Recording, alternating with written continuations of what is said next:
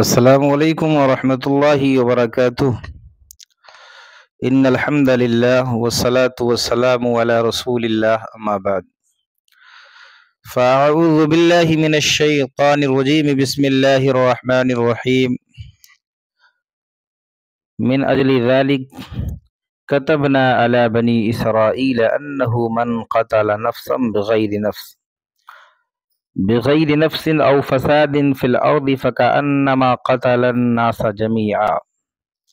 صدق اللہ المولانا العلی العظیم وصدق رسولہ النبی الامین الکریم ونحن على ذلك من الشاہدین والشاکرین والحمد للہ رب العالمین۔ اللہ اس کے رسول کے فضل و کرم سے ہم لوگوں نے سورہ المائدہ سے 31 آیتیں پڑھ لی ہیں۔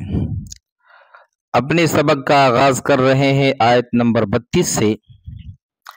اللہ تبارک و تعالی فرماتا ہے من اجل ذلک كتبنا على بنی اسرائیل انہ من قتل نفسا بغیر نفس او فساد فی الارض فکأنما قتل الناس جميعا ومن احیاها فکأنما احیا الناس جميعا وَلَقَدْ جَاءَتْهُمْ رُسُولُنَا بِالْبَيِّنَاتِ ثُمَّ إِنَّ كَثِيرًا مِّنْهُمْ بَعْدَ ذَلِكَ فِي الْأَرْضِ لَمُسْرِفُونَ۔ اس کے سبب ہم نے بنی اسرائیل پر لکھ دیا کہ جس نے کسی جان کے بدلے یا زمین میں فساد پھیلانے کے بدلے کے بغیر کسی شخص کو قتل کیا تو گویا اس نے تمام انسانوں کو قتل کیا، اور جس نے کسی ایک جان کو زندہ رکھا یعنی قتل سے بچا کر زندہ رکھا، اس نے گویا تمام انسانوں کو زندہ رکھا۔ اور بے شک ان کے پاس ہمارے رسول روشن دلیلوں کے ساتھ آئے، پھر بے شک ان میں سے بہت سے لوگ اس کے بعد بھی زمین میں زیادتی کرنے والے ہیں۔ بنی اسرائیل کو یہ فرمایا گیا اور یہی فرمان ہمارے لیے بھی ہے، کیونکہ گزشتہ امتوں کے جو احکام بغیر تردید کے ہمارے پاس آئے وہ ہمارے لیے بھی ہیں۔ بہرحال بنی اسرائیل پر لکھ دیا گیا کہ جس نے بلا اجازت شرعی کسی کو قتل کیا تو گویا اس نے تمام انسانوں کو قتل کر دیا، اور جس نے کسی انسان کو بچا لیا قتل ہونے سے، کسی مظلوم پر ظلم نہیں ہونے دیا، تو گویا اس نے تمام انسانوں کو بچا لیا۔ ناحق قتل کرنا بلا شبہ یہ انسانیت کو قتل کرنا ہے، بلکہ اللہ اس کے رسول کے فرمان کے خلاف جانا ہے، سوسائٹی اور سماج میں بے چینی اور دشمنی کو پیدا کرنا ہے، انسانیت کا جنازہ نکالنا ہے۔ اس لیے اللہ تبارک و تعالی نے فرمایا ایک انسان کی موت سارے انسان کی موت ہے، یعنی ناحق کسی ایک انسان کو قتل کرنا گویا کہ اس نے تمام انسان کو قتل کر دیا۔ آقا کریم صلی اللہ علیہ وسلم نے ارشاد فرمایا کسی مومن کو قتل کرنے میں اگر زمین اور آسمان والے شریک ہو جائیں تو اللہ تعالیٰ ان سب کو جہنم میں ڈھکیل دے گا۔ اسی طرح رحمت کائنات صلی اللہ علیہ وسلم نے ابن ماجہ شریف کے اندر فرمایا اللہ تعالیٰ کے نزدیک دنیا کا ختم ہو جانا ایک مسلمان کے ظلماً قتل سے زیادہ آسان ہے، سہل ہے۔ بات بات پر بندوق نکال دینا، بات بات پر موت سے مارنے کی دھمکی دینا اور انسانیت کو اجاڑنا یہ اچھی بات قطعی طور پر نہیں ہے۔ سوچے تو صحیح کہ اللہ تبارک و تعالی तमाम लोगों को अल्लाह के नज़दीक ख़त्म करना आसान है, लेकिन अल्लाह तबारक व तआला ये नहीं पसंद फरमाता कि किसी मुसलमान को जुल्मन कत्ल कर दिया जाए। इस्लाम की बारीकियों को अगर देखें, अगर इस्लाम का ये कानून अगर नाफिज हो जाए कि जान के बदले जान है, तो यकीन करें कि सोसाइटी और समाज बिलखुसूस हिंदुस्तान और जितने भी ममालिक ऐसे हैं जहां नाहक सैकड़ों खून रोजाना हो रहे हैं, सैकड़ों मजलूमों को जुल्मन कत्ल किया जा रहा है, ये कत्ल रेजी, ये खुरेजी, ये कत्ल, ये तमाम चीजें ये बिल्कुल रुक जाएंगी।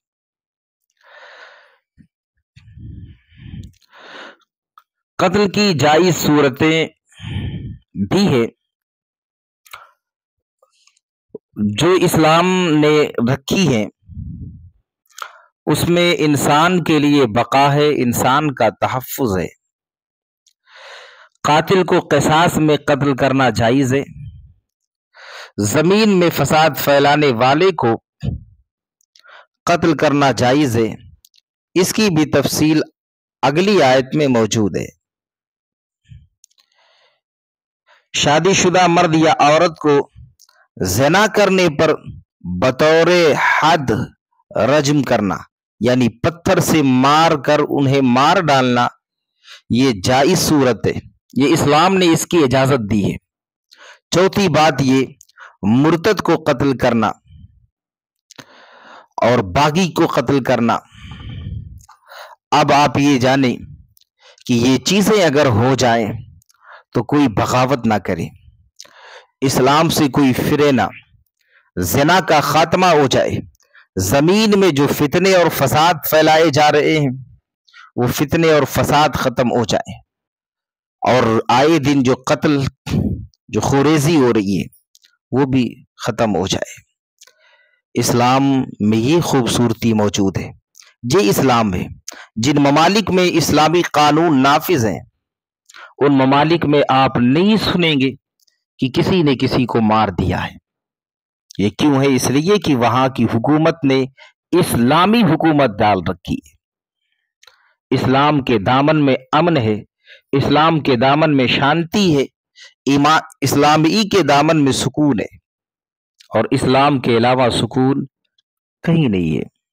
इन्नमा जज़ाउल्लज़ीना युहारिबून अल्लाह व रसूलहु व यसअून फिल अर्दि फसादा अन युक़त्तलू औ युसल्लबू औ तुक़त्तअ अयदीहिम व अर्जुलुहुम मिन खिलाफिन औ युनफ़ौ मिनल अर्द ज़ालिका लहुम ख़िज़्युन फ़िद दुनिया व लहुम फ़िल आख़िरति अज़ाबुन अलीम। ज़ालिका लहुम ख़िज़्युन फ़िद दुनिया व लहुम फ़िल आख़िरति अज़ाबुन अज़ीम। बेशक जो लोग अल्लाह उसके रसूल से लड़ते हैं और जमीन में फसाद बर्पा करने की कोशिश करते हैं, उनकी सजा यही है कि उन्हें खूब कत्ल किया जाए या उन्हें सूली दे दी जाए या उनके एक तरफ के हाथ दूसरे तरफ के पांव काट दिए जाएं या मुल्क की सरजमीन से जिला वतन कर दिया जाए, यानी मुल्क से दूर कर दिए जाए। ये उनके लिए दुनिया में रुसवाई है और आखिरत में उनके लिए बड़ा अजाब है। अब आयत पाक पर गौर करें कि अल्लाह तबारका व तआला ने खून रेजी और फितने को और इंसान की हिफाजत के लिए कैसा कानून बनाया है। सिर्फ इस्लाम में ये कानून मौजूद है, इस्लाम के अलावा ऐसे कानून कहीं नहीं पाएंगे। इस आयत का शान नुज़ूल ये है कि वो लोग जो औरैना के थे, बारगाह नबवी में हाजिर हुए, अर्ज की कि हमें मदीने की आबो हवा पसंद नहीं है। अल्लाह के रसूल सल्लल्लाहु अलैहि वसल्लम ने फिर उन्हें वहां छोड़ा जहां बैतुल माल के ऊंट रहते थे, انہوں نے کیا کیا کہ بیت المال کے اونٹ بھی لے گئے اور وہاں کا جو دیکھ بھال کرنے والا بندہ تھا اس کو بھی ان لوگوں نے مار دیا، بے رحمی کے ساتھ اور بے دردی کے ساتھ مارا۔ اللہ کے رسول رحمت کائنات صلی اللہ علیہ وسلم نے ان کو پکڑا، اور پکڑنے کے بعد اللہ کے رسول نے دھوپ میں رکھا، ان کی آنکھیں بھی پھوڑی گئی۔ جس طرح سے انہوں نے جرائم کیے تھے انہی جرائم کا انہیں بدلہ دیا گیا۔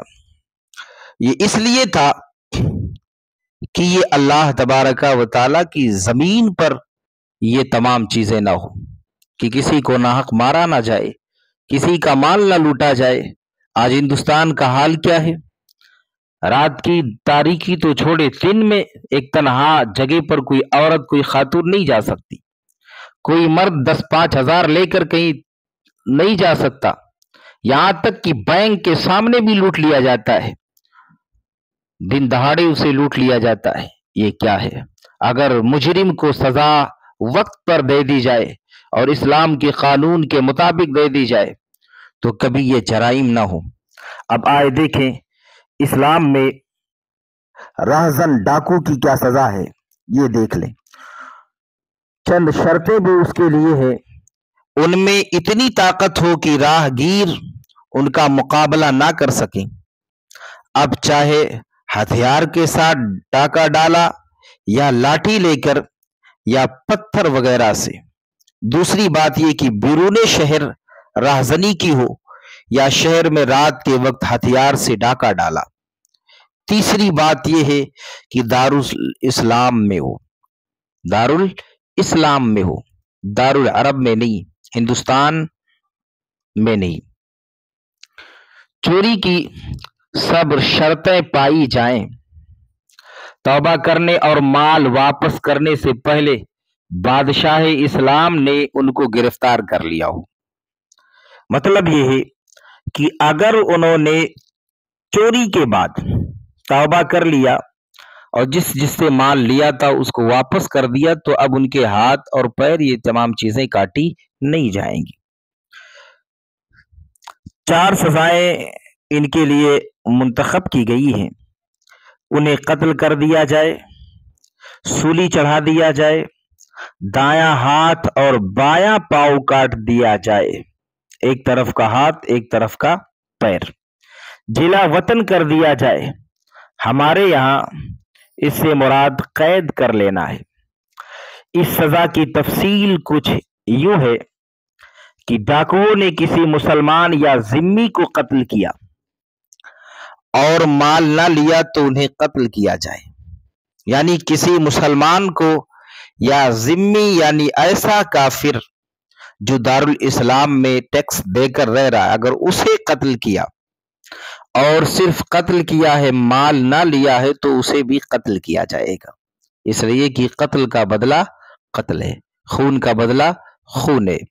اور اگر قتل بھی کیا اور مال بھی لوٹا تو بادشاہ اسلام کو اختیار ہے کہ ہاتھ پاؤں کاٹ کر قتل کر ڈالے یا سولی دے دے یا ہاتھ پاؤں کاٹ کر قتل کرے، پھر اس کی لاش کو سولی پر چڑھا دے، یا صرف قتل کر دے یا قتل کر کے سولی پر چڑھا دے یا فقط سولی دے دے۔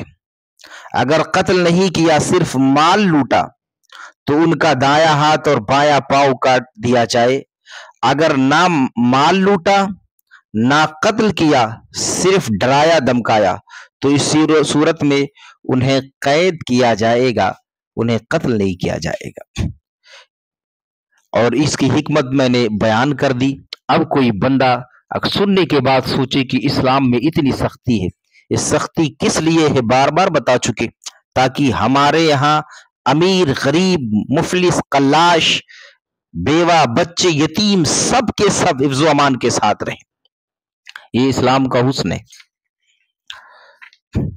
إِلَّا الَّذِينَ تَابُوا مِن قَبْلِ أَن تَقْدِرُوا عَلَيْهِمْ فَاعْلَمُوا أَنَّ اللَّهَ غَفُورٌ رَحِيمٌ، مگر وہ جنہوں نے توبہ کر لی اور اس سے پہلے کہ تم ان پر قابو پاؤ تو جان لو اللہ بخشنے والا مہربان ہے۔ وہی بات جو میں نے بتائی کہ یہ چوری کرنے والے اگر تائب ہو جائیں، توبہ کر لیں، جس کا مال دیا اس کو مال دے دیں، اس کے بعد ان کو معاف کر دیا جائے گا۔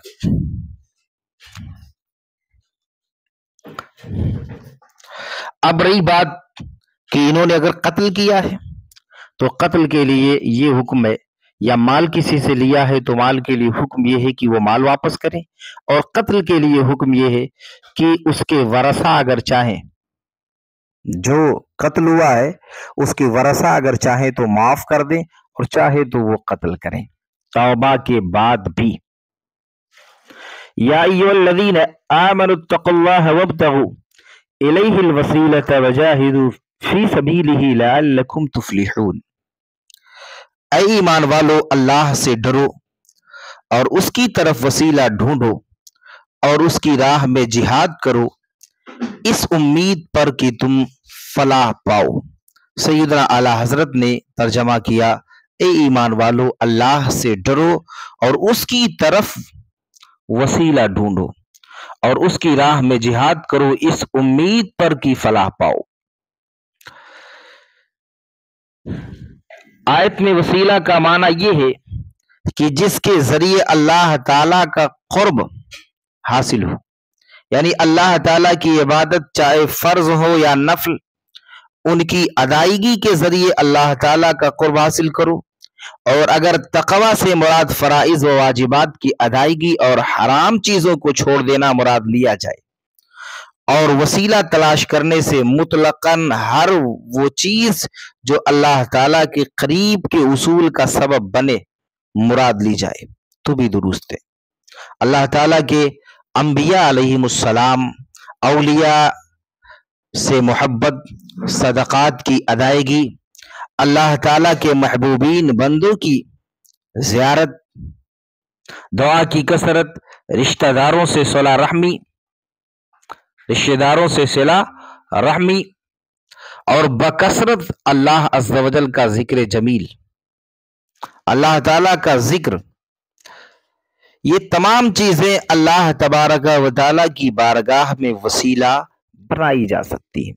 اور یہ بھی یاد رکھیں کہ اللہ تعالیٰ کی بارگاہ میں اس کے نیک بندوں کو وسیلہ بنانا، ان کے وسیلے سے دعا کرنا اور ان کے توسل سے بارگاہ رب قدیر میں اپنی جائز حاجات کی تکمیل کے لیے التجا کرنا صرف یہ جائز نہیں بلکہ یہ مستحسن ہے، یہ بہتر ہے۔ اصحاب پیغمبر رضی اللہ تعالی عنہم اجمعین کے قول و فعل سے بھی ثابت ہے۔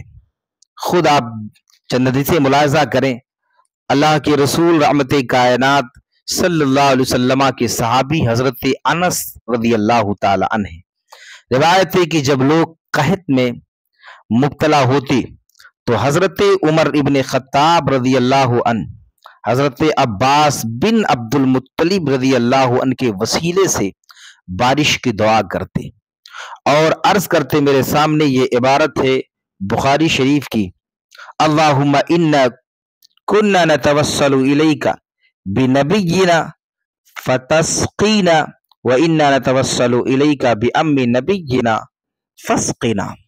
اے اللہ عز و جل، ہم تیری بارگاہ میں اپنے نبی صلی اللہ علیہ وسلم کا وسیلہ پکڑا کرتے تھے تو ہم پر بارش برسا دیتا تھا، اور اب ہم تیری بارگاہ میں اپنے نبی صلی اللہ علیہ وسلم کے چچا جان رضی اللہ عنہ کو وسیلہ بناتے ہیں، ہم پر بارش برسا تو لوگ سیراب ہو گئے، لوگ سیراب کیے جاتے تھے یا لوگ سیراب ہو گئے۔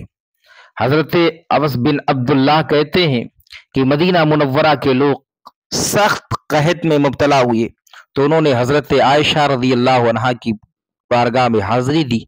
ام المؤمنین نے کہا، رحمت کائنات صلی اللہ علیہ وسلم کے روضہ مبارک پر یعنی گنبد پر اس کی چھت پر جو ایک سوراخ ہے، اس سوراخ کو کھول دیا جائے، اس جگہ کو کھول دیا جائے۔ لوگوں نے کھول دیا، باران رحمت ہوئی، خوب بارش ہوئی۔ اللہ کے رسول رحمت کائنات صلی اللہ علیہ وسلم کے ایک صحابی ہیں جن کا نام حضرت عثمان بن حنیف رضی اللہ عنہ، بارگاہ نبی میں حاضر ہوئے، اے اللہ کے رسول، نابینا ہوں، आका करीम सल्लल्लाहु अलैहि वसल्लम ने फरमाया, ठीक है, ये दुआ करो, अल्लाहुम्मा इन्नी असअलुका व अतवज्जउ इलैका बि मुहम्मदिन नबिय्यिर रहमा, या मुहम्मद इन्नी क़द तवज्जहतु बिका इला रब्बी फी हाजती हाज़िही लितुक़ज़ा अल्लाहुम्मा फशफ़िहु फ़िय्या। ऐ अल्लाह अज़्ज़ व जल, मैं तुझसे सवाल करता हूँ और तेरे नबी सल्लल्लाहु अलैहि वसल्लम के साथ तेरी तरफ मुतवज्जा होता हूँ। ऐ मोहम्मद सल्लल्लाहु अलैहि वसल्लम, मैंने आप सल्लल्लाहु अलैहि वसल्लम की वसीले से अपने रब की रहमत अपनी इस हाजत में तवज्जा की ताकि मेरी हाजत पूरी कर दी जाए। ऐ अल्लाह, मेरे लिए हुजूर सल्लल्लाहु अलैहि वसल्लम की शफाअत को कबूल फरमा। जो शख्स ये हदीस पाक या ये दुआ करना चाहे वो या मोहम्मदों की जगह या नबी अल्लाह या रसूल अल्लाह कहे, इसलिए कि रहमत कायनात सल्लल्लाहु अलैहि वसल्लम को या मोहम्मद कहकर पुकारना दुरुस्त नहीं है। इन्नल लज़ीना कफ़रू लौ अन्न लहुम मा फिल अर्दि जमीआ व मिस्लहु मअहु लियफ्तदू बिहि मिन अज़ाबि यौमिल क़ियामह मा तुक़ब्बिल मिनहुम व लहुम अज़ाबुन अलीम। बेशक अगर काफिर लोग जो कुछ जमीन में हैं वो सब उसके बराबर उतना ही और उसके साथ मिलाकर कयामत के दिन के अजाब से छुटकारे के लिए दें तो उनसे कबूल नहीं किया जाएगा और उनके लिए दर्दनाक अजाब है। लियफ्तदू जो आयत पाक का टुकड़ा है ताकि फिदिया देकर जान छुड़ाएं, यानी अगर काफिर दुनिया का माल हो और उसके साथ उसके बराबर दूसरी दुनिया का माल हो और ये सब कुछ अपनी जान को कयामत के दिन अजाब से बचाने के लिए अल्लाह अज़्ज़ व जल को दे दें, फिर भी इनकी अजाब में तखफीफ नहीं होनी है। अब बंदे मोमिन ये हदीस पाक सुन ले। हजरत अनस रज़ी अल्लाहु अन्हु फरमाते हैं, रहमत कायनात ने इरशाद फरमाया, कयामत के दिन जब काफिर को पेश किया जाएगा तो उससे कहा जाएगा कि अगर तेरे पास इतना सोना हो कि इससे जमीन भर जाए तो क्या तू उसे अपने बदले में देने को तैयार हो जाता? और इस बात में जवाब देगा तो उससे कहा जाएगा कि तुमसे इसकी निस्बत बहुत ही आसान चीज का मुतालबा किया गया, यानी सिर्फ ईमान का मुतालबा किया गया, लेकिन तू ईमान ना ला सका। और आज कह रहा है कि इस दुनिया के बराबर या इस दुनिया के अलावा भी कोई और दुनिया हो, उसके बराबर भी सोना हो, तब भी इस अजाब की तखफीफ के लिए हम दे सकते हैं। मुसलमानों को सुकून में रहने के लिए, मुसलमानों को इत्मीनान कल्ब हासिल करने के लिए और सर उठाकर चलने के लिए ये आयत बहुत काफी है। इसलिए कि तुम्हारे पास इतनी बड़ी दौलत है कि एक दुनिया नहीं, ये 2-3 दुनिया मिलाकर भी, एक सैकड़ों दुनिया के सोने मिलाकर भी अगर दिए जाए तो इस दौलत का कोई मुकाबला नहीं किया जा सकता। वो दौलत है ईमान। लेकिन अफसोस का मकाम यह है कि हमने इस दौलत को बहुत हकीर समझा है, जबकि ये कीमती सरमाया है जो हर किसी के पास अल्लाह ने नहीं दिया है। आप सोचे तो सही कि बरोज़े क़यामत हमारा हाल क्या होगा। इस ईमान की बुनियाद पर अल्लाह तबारक व तआला हमें करतूत के बावजूद भी जन्नत अता फरमाएगा। लेकिन जिनके पास ईमान नहीं है वो सैकड़ों अरबों खरबों दुनिया मिला कर लाएं और उसके बराबर भी सोना देना चाहें, फिर भी अल्लाह की बारगाह में कबूल नहीं है। इसलिए सोचना चाहिए कि आपके पास दुनिया की कोई दौलत नहीं है, लेकिन सबसे बड़ी दौलत है जिसे ईमान कहते हैं। और दूसरी बात, जो लोग अल्लाह के रास्ते पर 1 रुपये 10 रुपये देने के लिए मुंह 35 तरह के बना लेते हैं, वो भी गौर व फिक्र करें कि इस माल की कोई हैसियत नहीं है और ये माल जिस रब ने दिया है उस रब की बारगाह में अगर इसे पेश कर दिया जाए तो सबसे बेहतर यही है। लिहाजा दीनी काम करें, दीनी कामों में एक मिजाज बनाएं। ये ना सोचे कि हम सिर्फ हमारे पास अरबों आ जाएंगे तो हम देंगे, हमारे पास लाखों आ जाएगा तो 1000 दे देंगे। अगर आपके पास 1000 है تو کوشش کریں کہ اس 1000 میں ہم 100 روپے یا 200 روپے اللہ کی بارگاہ میں ہم پیش کریں. آپ کے ان پیسوں سے دین کا کام بھی ہوگا، آپ کے دین کا کام دنیا میں ہوگا، اور آپ کے اپنی آخرت کا کام آخرت میں ہوگا. السلام علیکم ورحمۃ اللہ.